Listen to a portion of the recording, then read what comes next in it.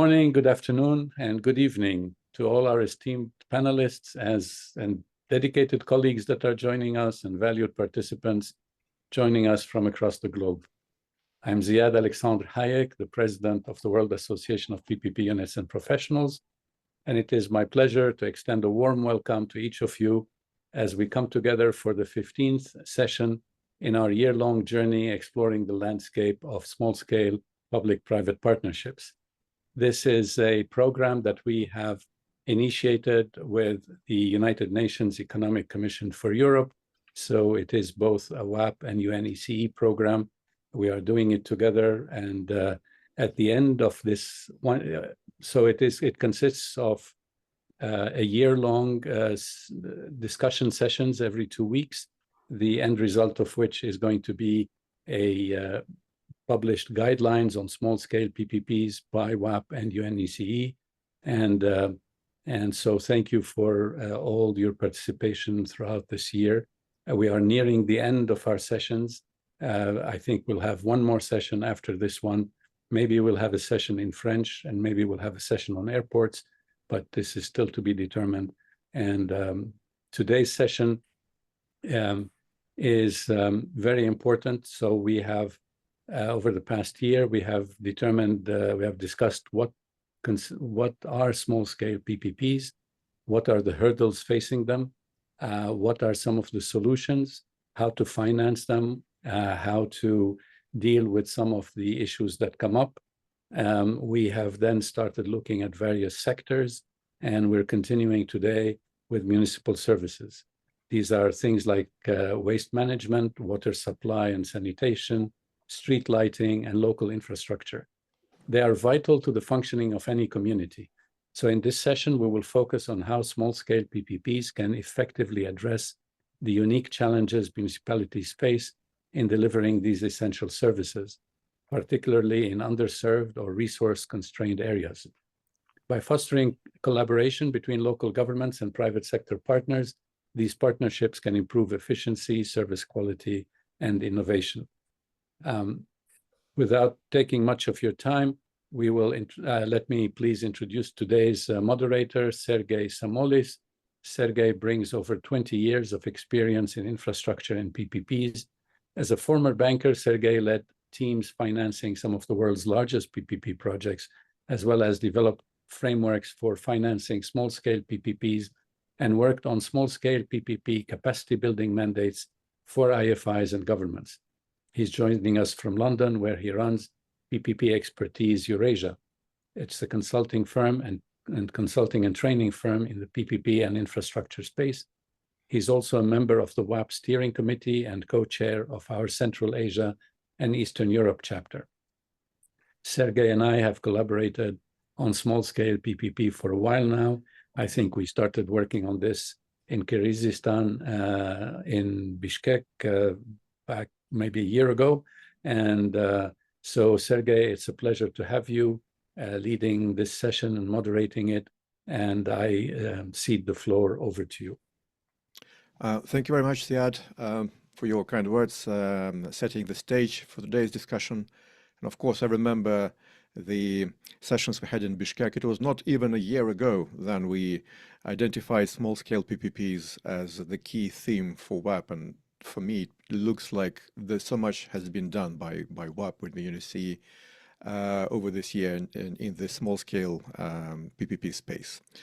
So today we're focusing on an area that plays a critical role in the day-to-day functioning of our communities, municipal services. So the services which include sectors like waste management, water supply and sanitation, street lighting, local infrastructure. They're fundamental to maintaining the quality of the daily life in urban and rural areas. So as in the whole of the series, we will focus on small-scale PPPs and how these projects can effectively address the specific challenges faced by municipalities in delivering these essential services, particularly in underserved or resource-constrained areas. And by fostering collaboration between local governments and private sector partners, these partnerships can improve efficiency, service quality, and innovation. So we have an amazing panel of participants. We warmly invite all of you, the participants, to join the panelists, to actively engage throughout the session. We have panelists from different parts of the world, from North America, South America, people with experience and experiences to share from Asia, Middle East, and if Europe and Central Asia are not sufficiently covered, I will chip in with some of my experiences. So you will hear about projects and learn how they successfully were used implementing small-scale PPPs in the municipal services sector. Towards the end of the session, we will have a question and answer segment with all presenters, and we'll encourage you to ask your questions using the Q&A function. We will address some of those questions in today's session. So I'll ask all presenters to have their presentations for about 9 minutes. If you overrun, I will remind you that you've used your time. So the first presenter I want to introduce to you is Camilo Monge. He's a lead consultant with WSP. WSP is a major engineering and professional services advisory. I believe you're joining us from San Francisco? Yes, that Yeah. is correct. Yeah. So you, as far as I understand, you focus on structuring and implementation of major infrastructure initiatives. You have experience in economic and financial assessments, public investment planning, procurement management, as well as performing due diligence on PPPs. And you have performed organizational structuring proposals, economic studies, planning engagements with various public sector agencies. And your current focus is on alternative delivery planning and procurement, which is interesting to know what this alternative is. And your latest practice has been focused on the implementation of energy transition initiatives on behalf of public agencies in the US. So Camilo, pleased to introduce, to pass the word to you. Please feel free to launch your presentation. Thank you so much. And it's great to be here. Thanks everyone who was able to join. And that's a part of my introduction. I wanted to pick on that. It's major projects, yes, and in this case, what it's interesting and how we connected with WAP initially was that this is a major initiative that is happening in the US, which I'm gonna speak about, and I'm counting my minutes too, so don't worry. This is included in my budget of time. And but this is a major initiative composed of very small scale P3s. So I'll get into it. This is called the NEVI. So NEVI stands for the National Electric Vehicle Infrastructure Program, which was set here in the US 3 or 4 years ago. But I'll start before that, sort of what was the policy background behind this. It's a federal program. So here in the U.S., there's been an continued increase in sales of electric vehicles, led now by hybrid vehicles and battery electric vehicles.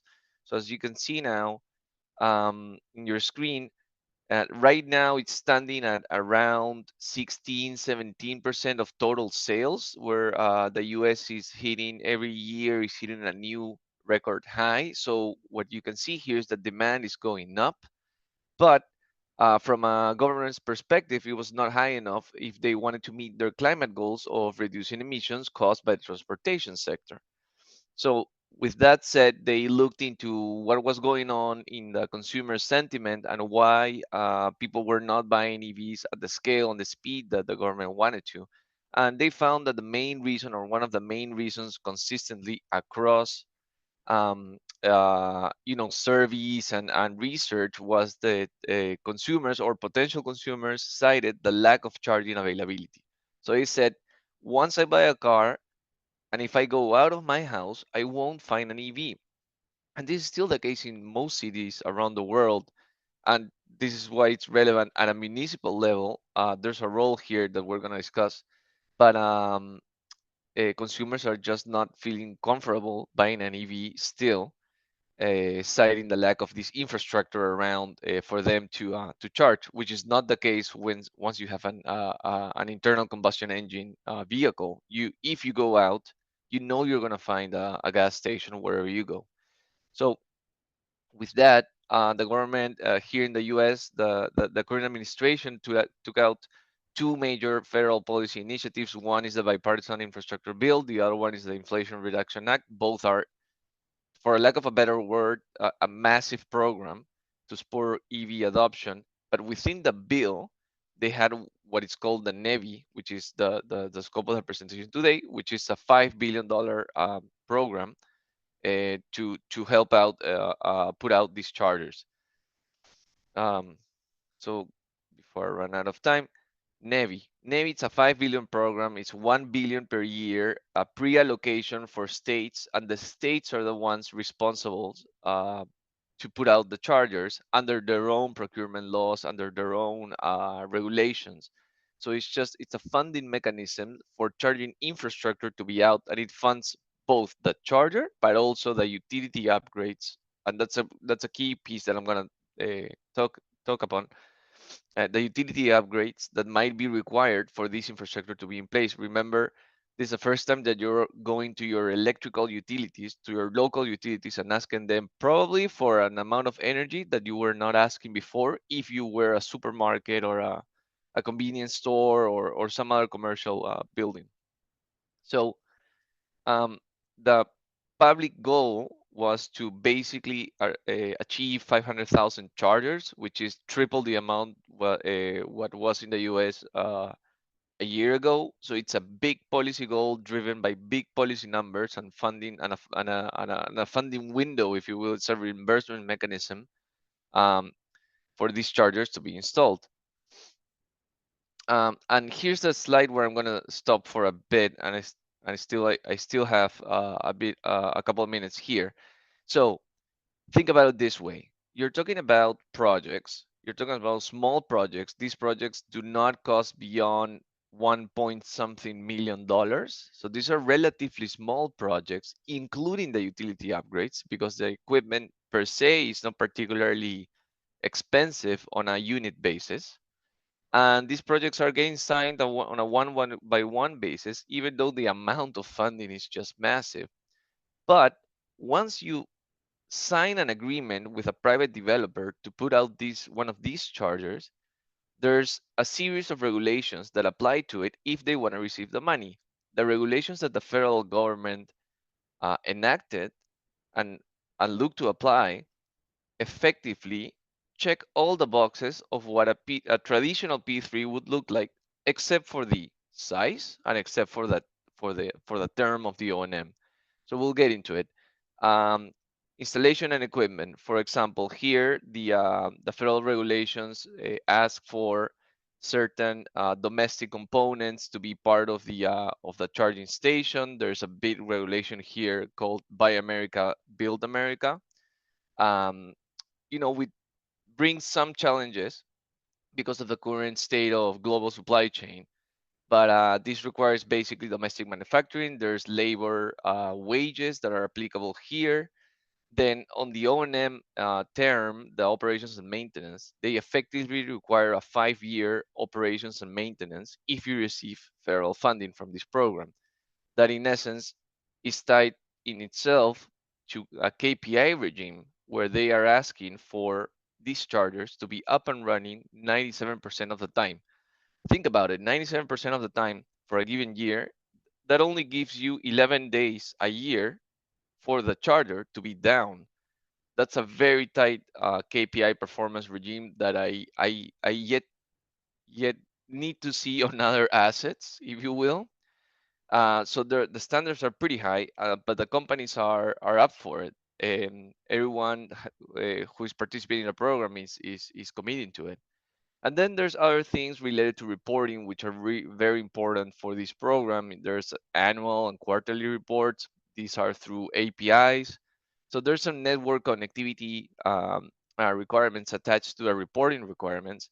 And this has to be, the main point here is that this asset has to be publicly available 24/7, and it has to accept every single EV that pulls up to the asset. So they are wanting to really promote what they call the user experience. They want the user to use this asset as much as possible, hence having a good experience, hence driving US EV adoption. So it's a very linear, if you will, but very tight policy intervention.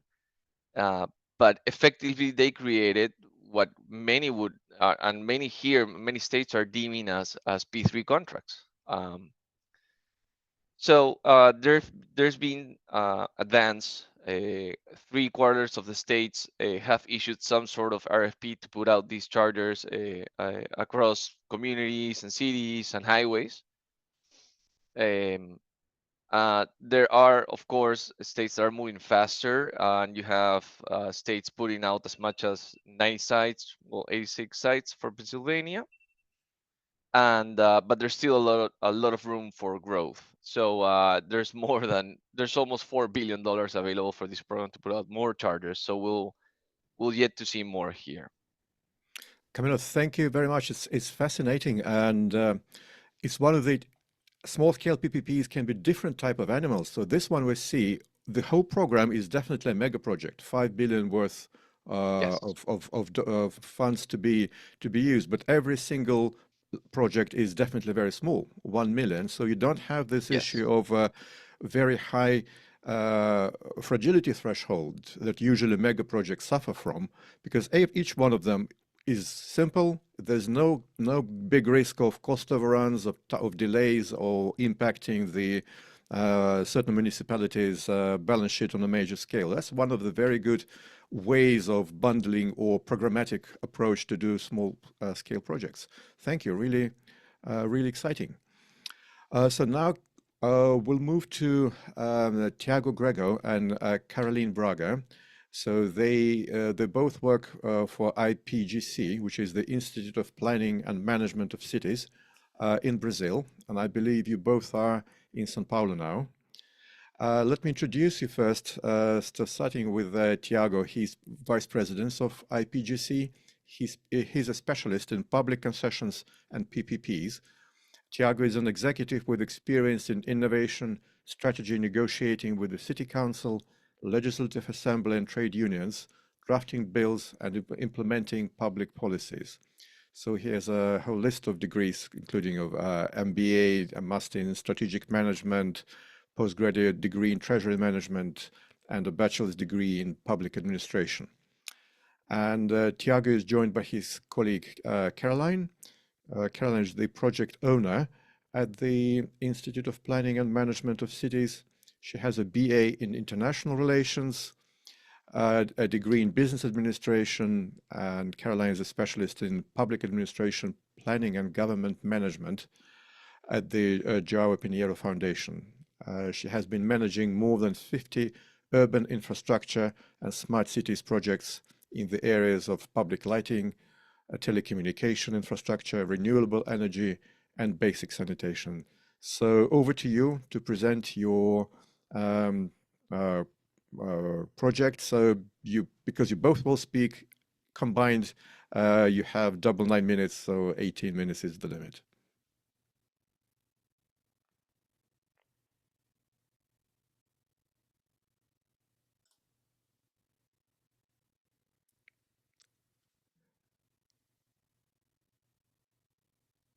Tiago, Caroline, if anyone is of you Yes, speaking already, I we was don't just hear you yet. open Yep. the mic. Okay, thank you. Hello, everyone. Good morning. Thank you for joining us today. It's a great pleasure to be here to speak a little bit about what IPGC is doing in Brazil. We are an NGO, and our main mission is to transform the cities here in Brazil. Most of our projects are small-scale PPPs. So our purpose is to transform cities through intelligent and sustainable development. So it's our main goal. We believe in thinking, doing, transforming. So it's one of the things that we do here. We are dedicated to influence and impacting the Brazilian public policies. and the discussion with the cities and the municipalities, how we can support them on this mission. Over the past decade, we have done more than 120 projects across Brazil. Most of them are smart city projects, but we have done some projects on health units, basic sanitation, solid waste, schools, highways, urban transportation, and mainly on independent verifier to check the contracts. On education, we have strategic management for education. We apply education courses and workshops, smart education, and in health, we model units and we do independent verification for the health service. So in this the last 10 years, we have done more than 8.2 billion dollars in contracts and impacted more than 21 million people in Brazil. And one of the things that we like uh, to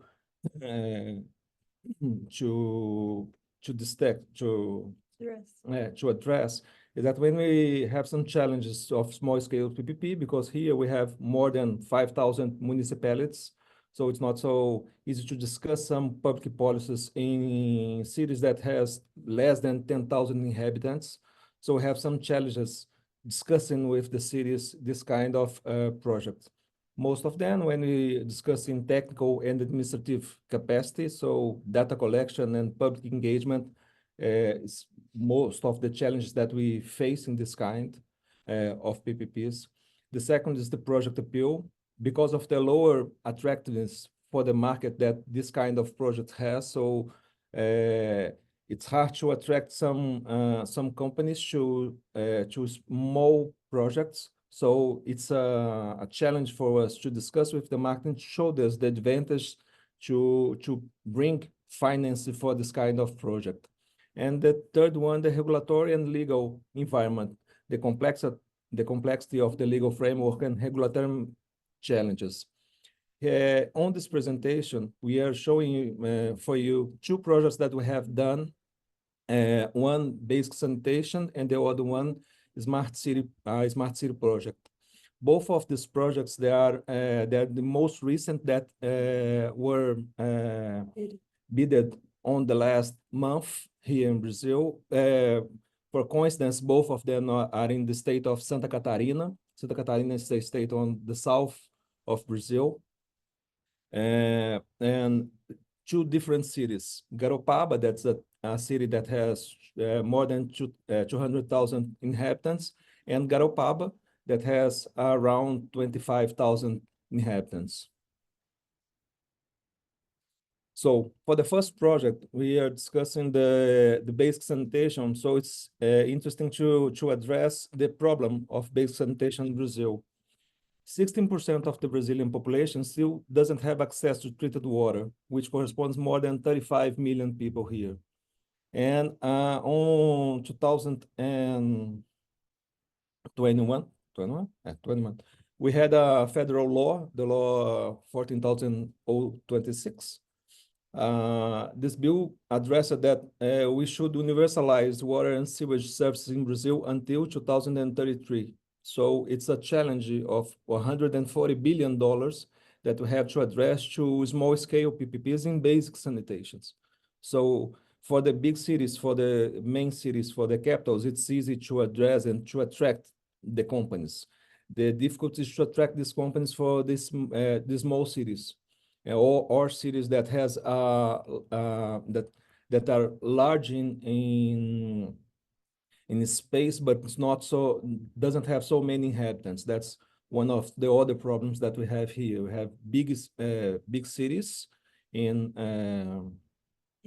area, but they doesn't have so many inhabitants there. So it's hard to discuss it to address this kind of problem. And 47% of the Brazilians doesn't have access to sewage collection, which is equivalent almost 100 million people here in Brazil. So that's the challenge that we are facing here. It's interesting to talk about these two projects. The first one, Palhoça, it's a basic sanitation. It's a CapEx project for $270 million. and OPEX for 424 million. It's a total contract value for $694 million with an IRR of 7.9%. The discount percentage that we have on the winning bidder was 15% in the value of the fair. So it was great for the city. They have a discount on this much, so 50% is a lot in thinking about this kind of project. And just a timeline of the project we started, and it was really fast. What we have a great engagement from the city, from Palhoça. We started the contract in October of 23, and the contract signing with the bid company was will be on December of 24. The bidding was last week in August. On this contract, just an overview of the competing companies. We discussed with all the market, and the 4 bigger companies of sanitation in Brazil came to the bid. Iguá Saneamento, that it's a company that operates in more than 27 municipalities. Águas do Brasil, that was founded in 98. It's one of the largest sanitation companies. They operate in 3 states, in 3 Brazilian states, in the Southwest, Rio de Janeiro, São Paulo, and Minas Gerais. GS Inima Brazil, it's an international reference for water in sewage. And the winner bid, that was Aegea. That's a company that was established in 2010. And nowadays, they are the leader in private sanitation in Brazil. They serve more than 31 million people. So even in small scale PPPs, in this case, in basic sanitation, we see the appetite for the companies for this kind of project. So for us, it was very interesting to discuss with them and to see the main points that they have addressed in the project for the next project that we are doing. And now passing to Caroline to say a little bit about the smart cities. Yeah, I would just like to highlight by bringing these 2 cases, the different concepts that we have for a small scale. So even though Palhoça is a municipality, it's kind of a large city here in Brazil, and the contract it's a big contract, and hence it was a very attractive bid. And here I will talk about another project in the same state, which is 10% of the population of Palhoça, which is Garopaba, and it's a very different concept. So we can, do this. Yeah, we can compare that. But first of all, I would like to address the main challenges for smart cities in Brazil regarding infrastructure. So first of all, 35% of municipalities do not have the right infrastructure for high-speed internet connection. And also over 80% of public lighting in Brazil needs modernization. We have like very updated data that launches actually this week addressing that in Brazil. We still have a very large path to go. And regarding renewable energy, so only 2% of the energy grid is made of photovoltaic solar energy, and that here in Brazil has so much potential to explore. So it's something that IPGC seeks to address nationally in Brazil. And regarding the project, this is a model that IPGC creates for a smart city. We have in one contract 3 different objects that it's public lighting, also photovoltaic plants to supply all the public buildings from the municipality, and also a telecommunications infrastructure that basically comprehends the optical fiber, so we can connect all the public buildings that have the demand for high speed and safe internet. And also we can apply video monitoring, so we have safer streets. and also free Wi-Fi on the main spots of the city, on the squares, on parks, so we can have like a broader access to internet for all the population. So this is the overall scope for this project.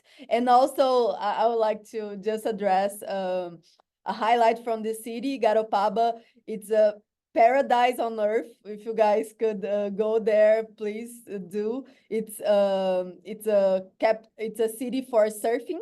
Also, Gabriel Medina, which is our top surfist here in Brazil, started surfing in Garopaba. So it's definitely worth checking out.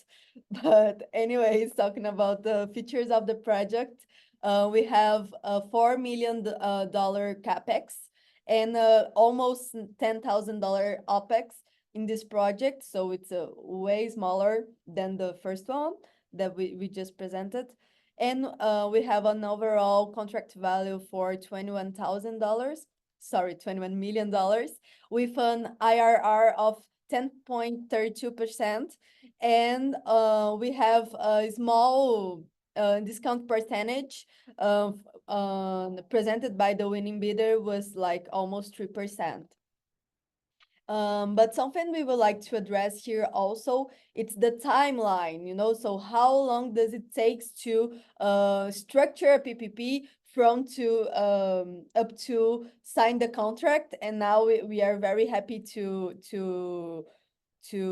share with you guys that this is already a signed contract just now, you know, from August 3rd. So we started this project 2 years ago in July 22, in 20 of July, sorry. And we have like over 4 months of collecting data, 1 more month to publish the studies. We did overall 2 adaptations on these studies so we can have the public administration approval. Also, something that it's important to highlight, it's the project before the bid went to public consultation, so we did more adaptations to address all these contributions that we received. And lastly, we submitted the project to our external controls, you know, like for a organ that analyzes all the features in the project. It is mandatory before the bid. In Santa Catarina, they have this strict form for bidding PPPs, you know, so you have to submit for this, for this organ so we can do the bid. And after that, we did more adaptations 1 more time, and then we could go to the bid. So, and we luckily could have this contract signed on the end of August this year. And we have only 1 participant in this bid, that it's actually a local region, but it's by coincidence is the same company that does the public lighting in Palhoça that we just presented. But anyways, they were the winning company, checking all the criteria. And complementary would also like to address that this model for smart city PPPs, this was the first city in Santa Catarina to bid and sign a smart city project, but we have in already other 99 Brazilian states the same kind of project. So that's very nice, you know, because we have the model spreading across the country.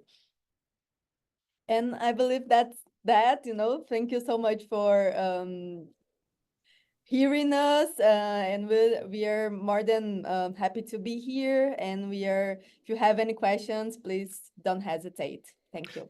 Thank you so much, Tiago and Caroline. It's you've saved up a few minutes, so let me ask you a bit more about. I was looking at both projects, so they are very different in terms of size. The capex for the first one is 50 times as big as for the second one, Yes. But the timelines for both are very compact. It doesn't look like there was a delay, and it sounds like the second one, the smaller one, has three quite different elements to it, like street lighting, the solar, and the telecom. So, from your perspective, was the second project like 50 times easier? Is 50 times as small? Was it 50 times as easy to, to put the feasibility study and everything? But because it sounds like with three different elements, it could have been probably more difficult. Yes. I think something we should highlight about Palhoça first is that overall it's a 4-year project. We spend this timeline is because it went from unsolicited proposal that the municipality did the studies for like 2.5 years, went to the auditing part of the project. So the auditing part give the feedback, like addressing hundreds of points of adaptations, and the project went like the project stopped really for 1 year because the municipality could not address all those hundreds of adaptations. And 1 year later, they hired IPGC so we can help them to do this adaptation. So it was like we entered in the end, just the very end, by adapting this final part and helping them to bid the project. So I believe that was the first project, the water, the sanitation one. So it started with an unsolicited proposal. So, but the second one, there was only one bidder. Did it also somehow start with an unsolicited proposal? No, it was by the engagement of the municipality. They wanted to do, so they do the partnership with IPGC. So, and we could work with them from the very beginning to the bid. So it was hard, of course, was hard. But and I think this is something to address. I think the smaller the municipality, harder and harder it is to get the data, because the data is not organized. They have like a lot of turnover of the people, and no one knows exactly where you can find this information. So this is the main challenge we have here in Brazil. Garopaba, luckily, is a very organized city hall, which is not common for a 20,000 people city.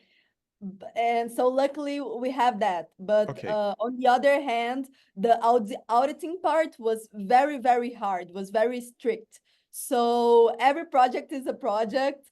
But I believe that because we have a regulatory change, a recent regulatory change that Thiago addresses on the bill, basic sanitation is been very hard in Brazil. Okay, Carolyn, I think that we've got just in terms of looking at the small scale projects, one of the sort of solutions I hear from coming from you need to start working with good consultants early. That would save you time, and in that respect, it's amazing that both projects moved quite smoothly through the project cycle, and wish both every success, and will definitely come to Garopaba when it's a fully smart city after the project is done. Okay, so let me move to Khaled. Khaled Amri. Khaled, are you in London? Hello, everyone. No, I'm in Tunis, basically. I'm in Tunis. I see. Sorry, you're in Tunis. Sorry. So Khaled is the founder of Jade Advisory. He's a PPP specialist with an experience of over 22 years in Europe, the Middle East, and Africa.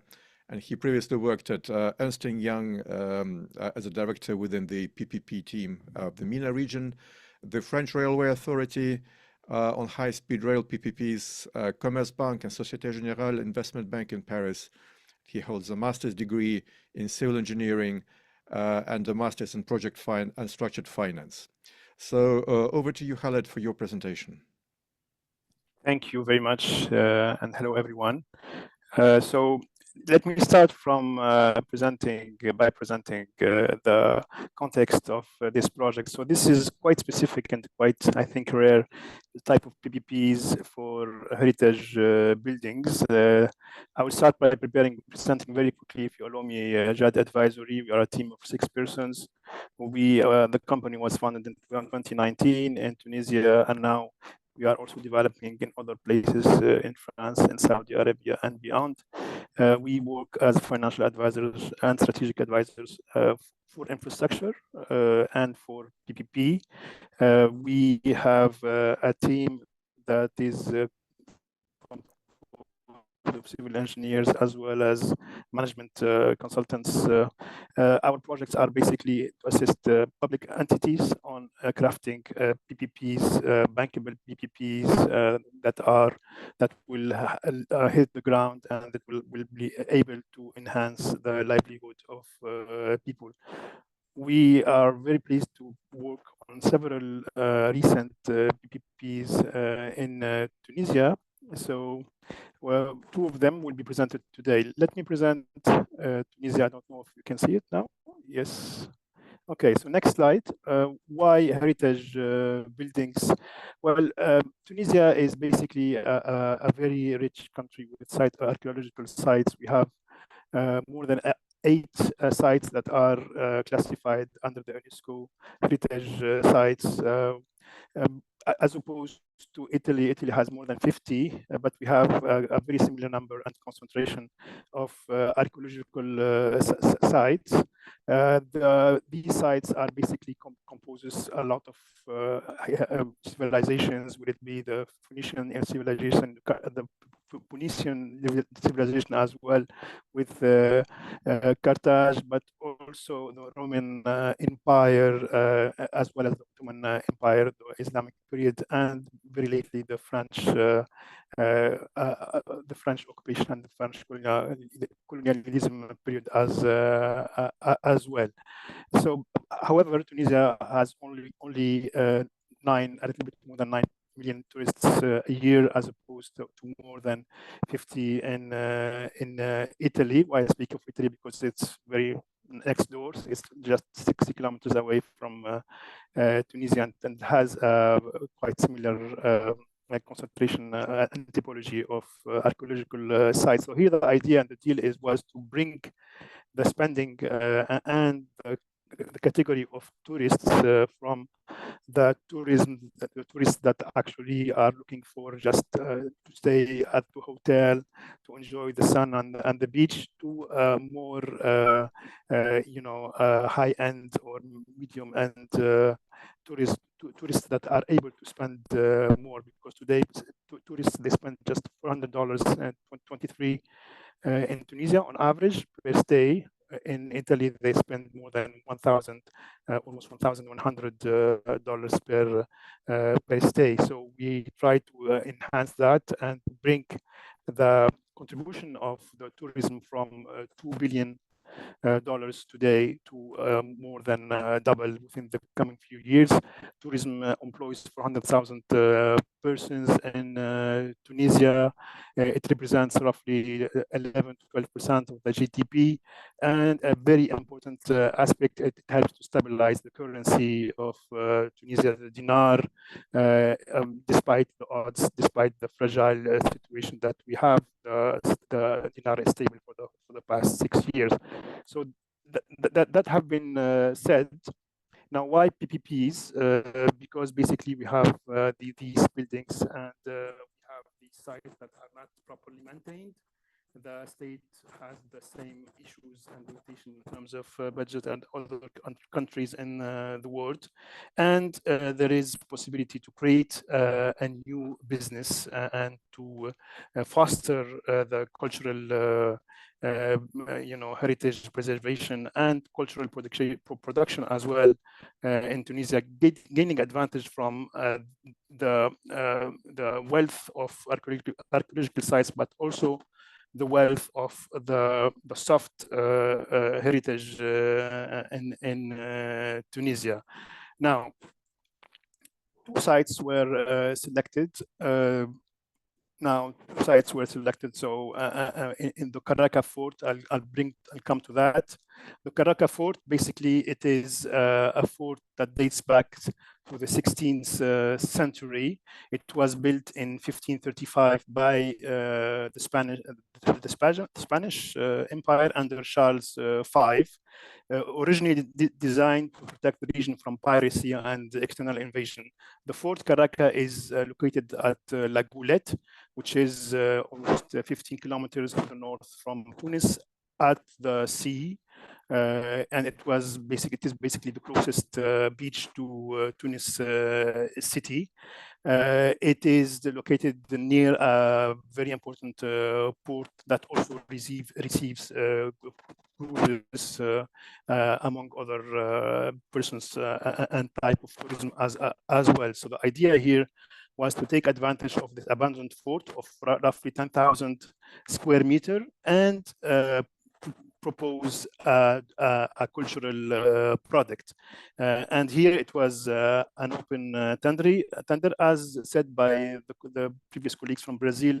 Here, and again, it was an unsolicited proposal. So we took advantage of some flexibility in the PPP framework, but it took almost 15 years from an investor who wanted to have this fort under a concession agreement to expose his personal collection of ceramics and pottery. So despite that, there was a competitive tender, and again, this investor and this person was the winner. The contract was signed 2 years, a year and a half, 2 years ago. Now, before that, and for the past 20 years, the fort was basically abandoned, closed to any visit, and it was a source of issues for the municipality. Khaled, I apologize. You have about a couple of minutes to finish, and there's so much interesting conclusions. So we're really excited to hear them. Okay. Now, the municipality's role here was basically to try to clean the area, the vicinity of the fort, try to make sure that authorizations are obtained in reverse, control the works, and also enhance the neighborhood to gain advantage from the traffic and the quality of the newcomers. In terms of graphically said, what is a typical SSPPP, here the private partner will pay a fixed fee and a variable fee depending on the revenue generated by the museum and the entries. The overall estimated budget is 50 million dinars, so roughly 15,000 or 18,000 million dollars, 18,000 billion dollars, and the funding is a mixture between subsidies from IFIs, towards 1/3, technical assistance, because we don't have the maturity from the investment and the private sector side. Now, the second site is called the casino. It is a 2,000 square meter building that dates back from Khaled, I apologize. We will not have time to go to the second one, okay, because of time constraint. But let me just ask you one question about the heritage culture PPPs. Often act almost like your the very big difficulty with financing profitability. I see this on your slide. So how solid is it commercially for the private participant, or is it effectively a philanthropic kind of project? That's correct. It basically, without this philanthropic type of investors, we will not be able to. We won't be able. We haven't been able to close the deal. So that's very a very important aspect. But despite that, there was what we call the blended financing between subsidies available here. It's public in the public domain from the European Union in specific, and also the investor here. We were able to delay a little bit the complete financial closing of the project until he got the concession agreement, and then he will have to we'll have a rendezvous later, and we'll have the rendezvous to close the deal, and he will use that to close the funding. Understood. Thank you so much. I hope during the follow-up question and answer session, you may be able to, you will have a chance to refer to the projects we haven't covered at this presentation. Thank you so much, Khaled. And we're moving to Mohammed Amin, who is a civil engineer with over 12 years of diversified experiences in infrastructure advisory and PPPs. He holds a postgraduate diploma in management and international relations, and he's a master of engineering. He worked in several PPP projects, mainly in the transport and water sectors in France and Northern Africa. So please feel free to start your presentation, Mohammed. Yeah, thank you, Sergey. Thank you, Wab, for having me. So the project I will try to present is based in one West African country. So I'm taking you back to the Atlantic Ocean, not in the nice beaches of South Africa, but in the coast of West Africa. This is an ongoing transaction led by a private partner. So I will give as much information as I can without maybe mentioning the name of the private developer. In the capital of one of the French-speaking West African countries that faces pressing issue of illegal parking and abandoned cars. So this problem manifests in several ways, including limited parking spaces facing vehicles to block roads, sidewalks, and it's a phenomena in the country and in the city, which is again a capital in West Africa of impoundment system. I mean, the need is an impoundment system that exacerbates congestion and disorganization. Growing number of vehicles in the city is compounds traffic congestion, leading to frequent jams and mobility challenges. Huge traffic in the city. Additionally, again, abandoned cars contribute to environmental pollution, impacting the quality of life for residents. So, as I said, a private developer has presented an unsolicited proposal for the establishment of an automated impound lot and parking facility in the city in question.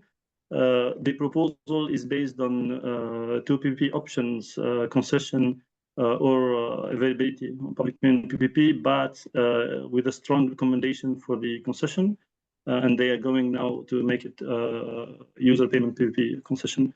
The primary goal of the impound lot will be to clear public roadways and obstructive vehicles from the traffic area, as the private partner, the main service that is proposed will involve the removal of immobilized vehicles that cannot be quickly repaired, and their swift transportation to the impound lot with possibility of repairing them in this load directly. This removal will include any vehicle obstructing traffic, parked in a manner in an inconvenient way, failing technical inspections, or transport vehicles with invalid operation licenses, in instance. So the project requires 3 hectares, and they could secure this area with the municipality. I'm coming immediately to the role of the municipality.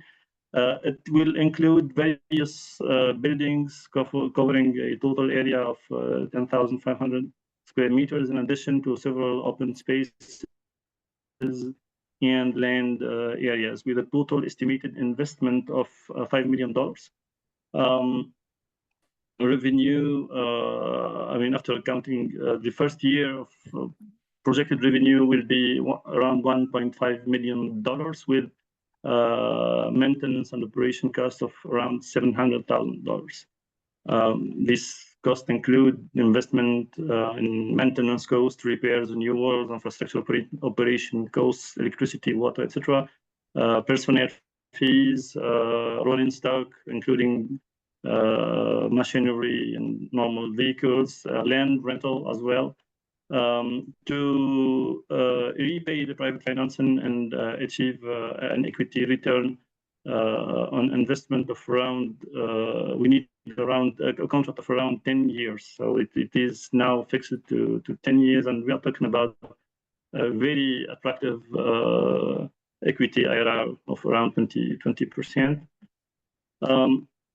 The structure of the concession itself has nothing strange. I mean, it's a classic 3P structure, except very important point, and I think this is something to highlight here, the fact that the municipality was not considered as the contracting authority here due to lack of capacity, expertise, etc., and the existence of a central government entity with clear project-related prerogatives. So the recommendation of the PPP unit and the experts, etc., was to appoint this authority as contracting authority and not the municipality. But the municipality continues to play. It is a pure municipal project with the municipality as facilitating land allocation, communication with the users, regulation, monitoring, etc.,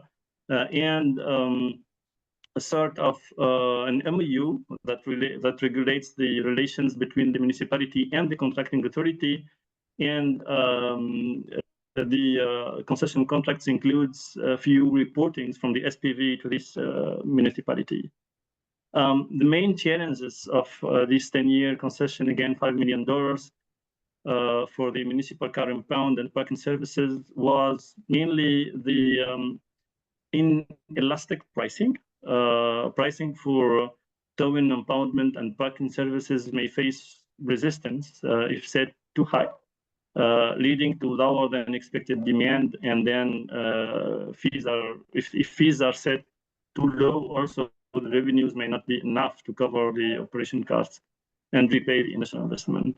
So the short return on investment time frame in 10 years is quite good, but makes some pressure on the and make the project vulnerable to external factors, including economic downturns, competition, etc. Municipal, the regulatory and legal hurdles, including municipal approvals and compliance. Again, although the municipality is not the conducting authority, would need a lot of support from their sides.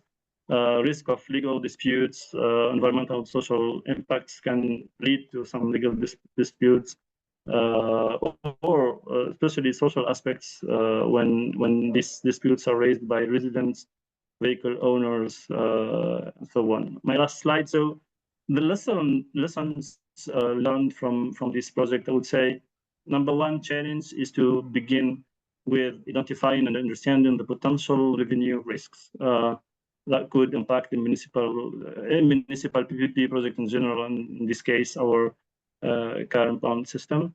One significant challenge is the pressure associated with short contract periods, shorter time frames, simplify, creating also the sky. When it's too small, it's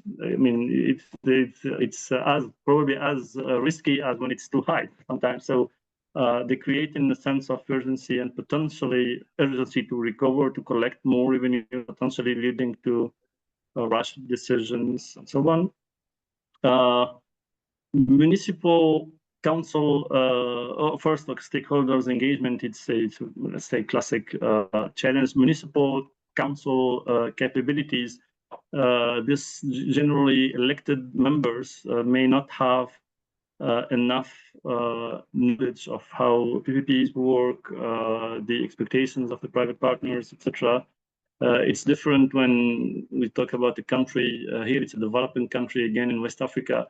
But I know that, and I worked in Europe as well, and I know that there are countries where the municipal PPPs is very common practice. So we would find municipal advisors knowledgeable, etc. But in the country in question, it's a challenge. So it needs to we need to identify kind of supporting champions within the council who are enthusiastic about the PPP initiatives and can greatly enhance the efforts.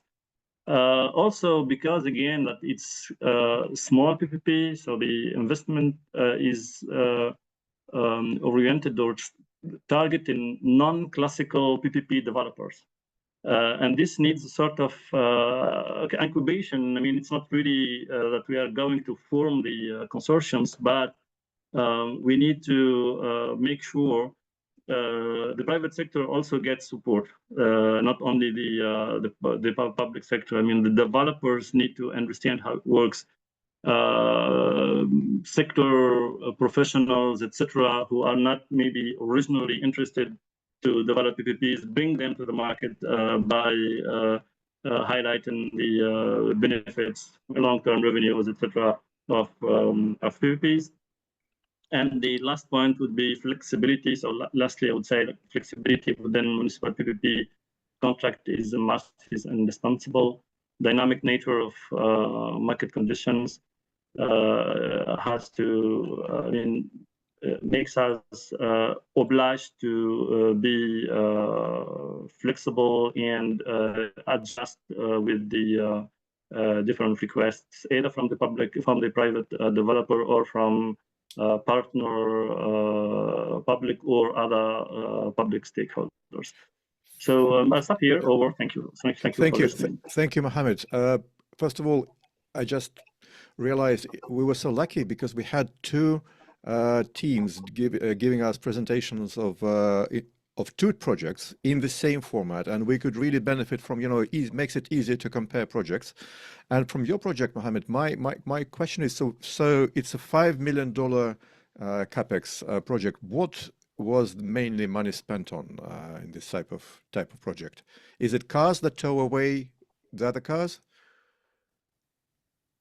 It's mainly the construction of repairing buildings, the rental of the land mainly. Mm-hmm. The investment for the engines, etc., was not that high. Didn't exceed a few hundred thousands. So yeah. So that means, so it is indeed important for the private operator to have the length of the contract. It's not like they only buy cars, and if the project collapses, no problem, they move to another location. So they're tied up to this specific facility they developed, and this is immovable assets, and they need to be amortized. So that's, in that respect, it really feels that the strong element of this project is this flexibility for contract extension. So one of the solutions for small-scale PPPs, if you don't have, for a small $5 million project, you don't have really the comfort of going for all of your development expenses and all of thorough agreements with all the lawyer costs. But given this flexibility, it probably gives you an answer to, let's extend it. Let's agree up front that there is the private operator has this opportunity to seek extension if necessary. So wonderful. We've heard all presentations, and let me first of all ask a question to all of the participants, and feel free, whoever wants to address the question, raise a hand or just start speaking, and then the others. My question, sort of number one, is to do with the definition of PPP. So that's something, when you read all the literature, when we started this project, there were so many angles. So the classic one is the size of the project. So from what we saw here, we have from 5 million to 5 billion. It's really this type of spread we have in this little selection of projects. So municipality is the fact that it sits with all of these projects are municipal, Well, I was involved in financing a municipal project in St. Petersburg, which was the most expensive toll road in the world, Western high-speed diameter. So sometimes sub-sovereign doesn't mean small at all. So from your experience of your project, so what, and of course there is the approach that WAP takes, is more about complexity. So it's, does the project size justify, to what extent it justifies all the upfront costs for development, for raising project finance and so on. So based on the projects you spoke about, what are the pertinent features of a small scale PPPs? Is it size? Is it complexity? Or is it municipal versus sovereign? Or any other principle that you feel is most important for us as a factor for making it a small scale PPP?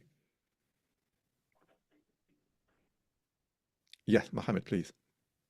I would say the first point that comes to my mind, at least, and from my observation, is the impact. I mean, we are naturally talking about a very specific geographic area with a very specific local impact. So that would would be one of the definitions of a small scale PPP. In the car parking impoundment project, we're talking about a city, and it cannot touch other cities. It's that city exclusively, and even within the city, in the contract, we are talking about very specific roads that are concerned by or that are included in the agreement. Yeah, so your impact, any other perspectives from our speakers? And let me ask Tiago and Caroline. So you had quite a different turnout of the bidding process. So the bigger project, you had 4 big consortia willing to participate. The second, much smaller one, there was only 1 local player. So from your experience, is it because of the size, or is it because of one of the points you said, how appealing the projects are? So is it mainly the size that makes a project more appealing? Yeah, I believe so. So here in Brazil, first of all, we have a very strict PPP federal law that determines that it's only a PPP if it's a contract that's over $2 million. You know, you cannot do it a PPP if it's not over $2 million.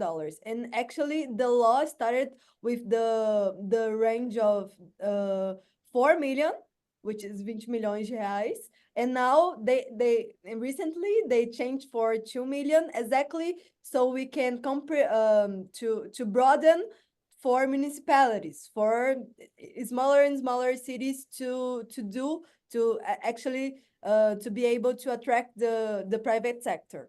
But even though we are talking municipalities, as Thiago said, we have over 5,000 municipalities here in Brazil, and they're very different from their size and the capex amount. So it's very hard for us here to define exactly what is the line for a small scale. This is the main thing we wanted to highlight here today. I see. Well, there is a regulatory, as you said, aspect. 2 million is a threshold. In Central Asia, Kazakhstan, Uzbekistan, and Kyrgyzstan, there is 1 million, but it's not. You can't go smaller. It's just the process is different. You can go for small PPPs, but the process is simplified. And I would like to pick on Camilo's brain on that behalf. So USA, we know it's the fixed income market is so advanced, and municipalities very often have an option which, let's say in India and some other countries, are much more difficult to exercise. You just issue municipal bonds. So how much of a, what's the solution to go for us? How easy it is? Is it all about how much debt a municipality can raise, or do they sort of, even if they can finance via bonds, they can see value in small scale PPPs and go for it just beyond the balance sheet reasons? Yeah, like you said, here I don't think debt right now is it's at all. It's really a constraint. As you pointed out, that the debt market is really consolidated here at across levels, and not only that, it's still the cheapest option many times, and there are federal and state programs that promote smaller localities to issue debt. So there are tax exempt bonds and things like that that make it easier for them. I think right now in the U.S. market, what we are seeing is the start of a more constrained fiscal space in general. We're starting to hear from states and transit agencies, for example, that revenues are not really going higher, but stalling and even going lower. So there's going to be space for P3s at a small scale if you can get into the conversation around not impacting the long-term operating and capital budgets. That's a big concern right now. Not like I said, it's not much the upfront because you can actually finance it through debt. I think it's the not becoming too expensive. I wanted to touch upon one of the points that was made earlier about it's not so much about the number of the project. You know, it can be 1 million, 2 million, 3 million. Here, every state is a country in itself, and they have their own P3 laws, and it's crazy to think that you might have 50 something countries within a country. So you have to navigate those laws, and even the smaller counties and cities, they all have some version of a P3 law that you have to sort of follow. I think for a small scale, the one thing that in my mind keeps it a P3 is that you have some sort of a KPI performance-based contract for a number of years. You can say, I come from Peru, and in Peru we have our P3 law, and they say it's not a P3 if it doesn't go beyond 10 years. This NEVI program, it's a 5-year program, and I see exactly the same KPIs that I would see on a massive, large-scale P3 contract. You know, you have, if you don't do this, you're gonna get a penalty. If you don't do that, you're gonna get a discount. So you're checking all the boxes. So I think as long as you can hold their feet to the fire in some way, to me, that starts to make it a P3. Yeah, yeah. On the one, I totally see your point, but if you sometimes size matters a lot. If you think of a Yeah. small scale hospital, and you know you can't go have a 50-page KPI list of checks Oh, and everything please. it's not worthwhile in terms of monitoring expenses. Correct. So sometimes that's one of the challenges, I believe, of small scale PPPs. Monitoring costs of the public authority is one of those. So let me then switch to, we have some exciting questions from the audience, and that one has to do with unsolicited proposals. Let me read it to you. So it goes like this: for the projects that originated as an unsolicited proposals, did you encounter any unique challenges? In particular, how did you address the inherent information asymmetry between the proposer and the evaluating agency? What strategies did you employ to facilitate a fair and thorough assessment process for the USP? So if any of these projects that you spoke about or the other ones you've been involved in were initiated like unsolicited proposals, please share your observations. Yes, Khaled. Yes, thank you. Yes, indeed. I mean, unsolicited proposals, I think it's the main source for these kind of small-scale PPPs. We have a lot of consultants around the panelists. Here, the issue of these small-scale PPPs, they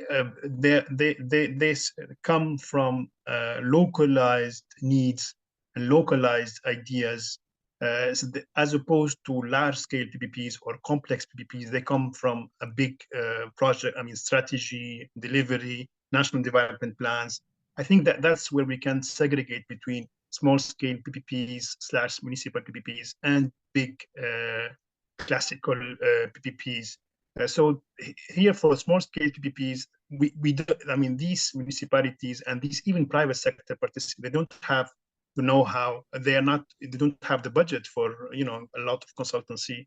They have the ideas, but they need somehow someone or a mechanism to help bring that to a PPPable, i.e. with some risk sharing. That's very important. How do we share risk? With whom I'm gonna have the authorization to renovate that fort or that building and open it to the public, especially if it is an archaeological site. So that's where I need, I mean, as opposed to a private project, I need the public sector. And in this case, unsolicited proposals are the main sources of these projects. And to deal with them, we need to make sure that public sector, we don't have a monopoly or undue advantage or a very expensive service. Let's remember that these buildings or these services are public services. That's very important as well. Yeah. So if it is a public service, it has to be accessible to the wide public at a reasonable cost. So here, that's how we bring it back to the law and to the traditional procurement, etc. Yeah, I would love to ask. Maybe I wouldn't be surprised if there are more responses from our panelists on this, because the trade-off between what Khaled just mentioned, there is no smaller municipalities may be limited in terms of experience in procuring the deals, but on the other hand, how fairness and competition is being preserved. Has anyone got an answer for that?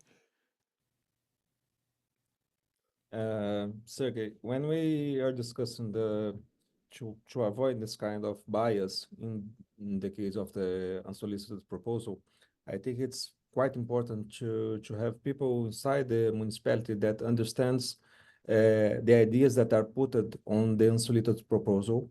So it's important for them to have something to support and or even the public officials that are in the municipality for a long time and understand the information and, as Khaled said, the division of the risks. How can we divide the risks in this case?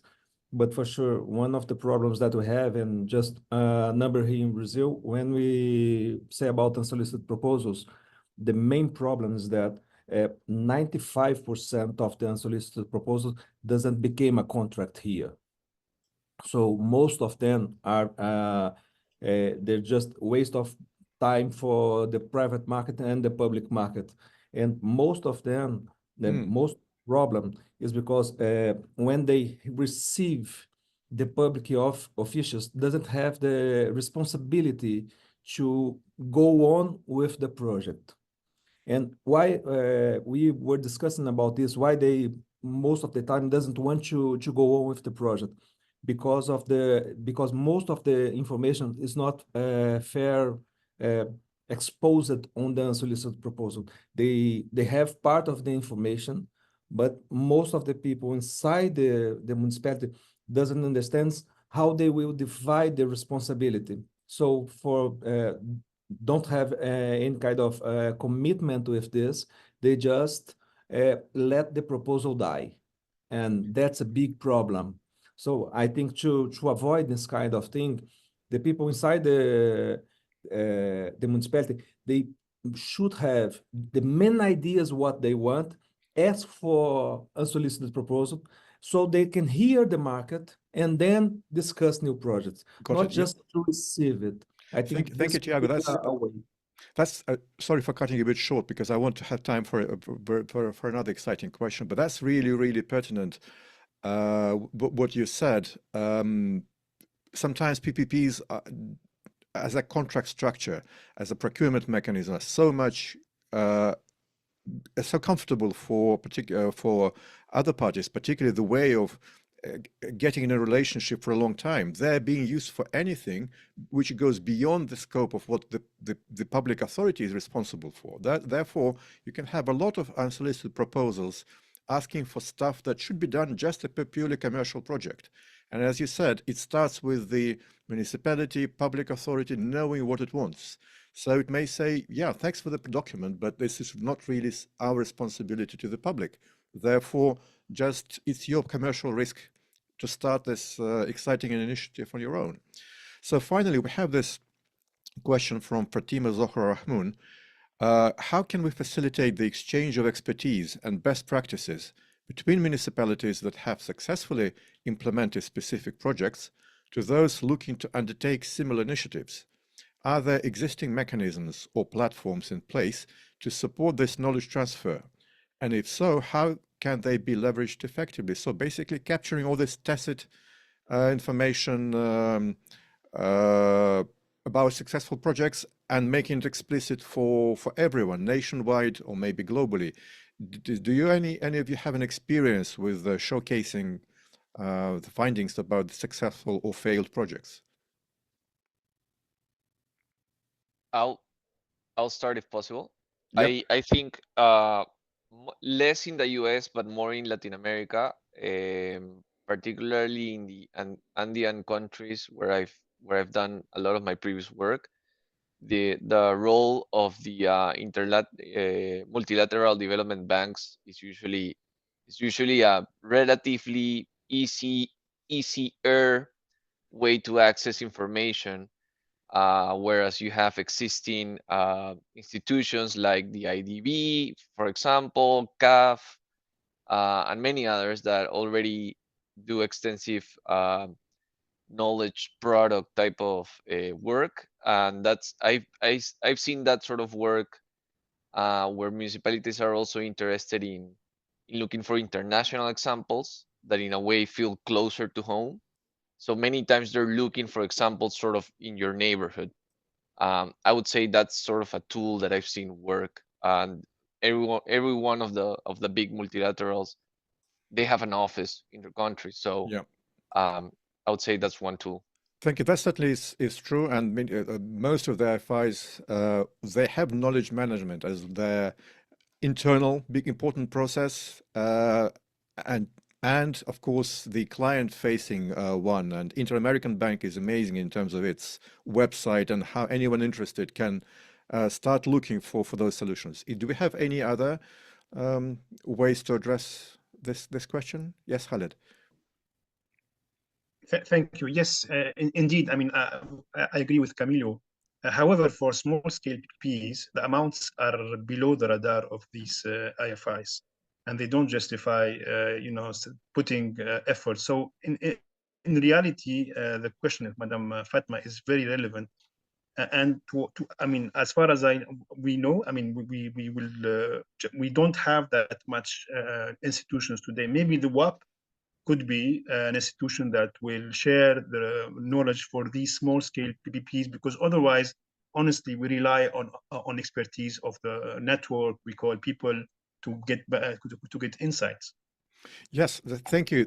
I couldn't agree more. First of all, there is this international body of knowledge, the PPP guide, which was started by the IFIs and have the certification of PPPs. And by the way, I checked each of your LinkedIn pages. Some of you are only at the foundation or preparation exam. So if you need to finish your degree, your certification, come to us to help with more training. But actually, small-scale PPPs feature a little bit in the first edition, and the second one will be published hopefully this year. So I hope that version 2.0 will speak more. We have some tools from the World Bank on municipal PPPs, but I think it's only just now with the WAP and with our joint initiative with UC to publish a publication on specifically on small-scale PPPs with an addendum on case studies. We hope it will be useful. So we're drawing to a close. I wonder if Ziad, I know he was asked us to join a call urgently. Ziad, if you are not right now online, let me just first, on your behalf, thank all today's panelists for your insightful contributions. We will conclude this session now, and this has been already like a year of our exploration of small-scale PPPs. We're drawing this webinars program to a close. We've gained incredible insights, made significant progress as a community, I believe. So your commitment has been really important, instrumental in shaping the decisions and driving meaningful outcomes. I'm one of the contributors to the paper that's we're putting together, and we're all getting back to these webinars, reviewing everything that I mentioned. All of these insights have been captured. So the next session is on the 7th of September. It will be the final one. And we hope to see you as we bring this series of webinars to a close. So thank you once again. We look forward to continuing this important dialogue in our concluding session. All the best. See you in a couple of weeks.